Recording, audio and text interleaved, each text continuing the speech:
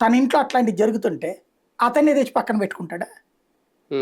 ప్రాక్టికల్గా ప్రాక్టికల్గా మాట్లాడదాం. పొడి చేవతలు పడేస్తారు కానీ ఎవడైనా చేస్తారా?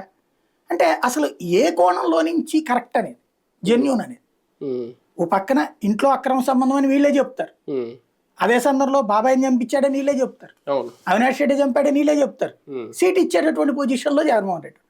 కాకపోతే ఒక నిజం కంటే కూడా నిజం అనేటువంటిది నిరూపణ కావడానికి ఒక కోర్టులో ఒక కేసులో మర్డర్ చేసేసాడు అని సింపుల్గా ఆరోపించవచ్చు.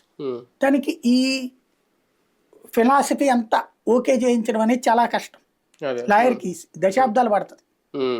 ఇక్కడ సేమ్. కాకపోతే రాజకీయంగా వాడుకోవచ్చు. ఇప్పుడు ప్రస్తుతం చేస్తున్న క్రిందటిసారి ట్రై చేశారు, జగన్ రివర్స్ చేశాడు.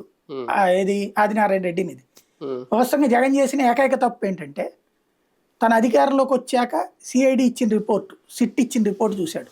తను ఇంకో సిట్ వేసాడు కదా, ఆ రిపోర్ట్ చూశాడు. సిబిఐ రిపోర్ట్ చూశాడు. చూడగానే సీన్ అర్థమైపోయింది అతనికి. అంతకుముందే తెలుసు, కంక్లూడింగ్ రిమార్క్ వచ్చేసి అక్కడితో కనుక అసలు సిఐబిఐ దాకా కూడా అక్కర్లా, ఫస్ట్ ఇచ్చిన సిబిఐ రిపోర్ట్ కోర్టులోనే సబ్మిట్ చేసిపోయినాడు.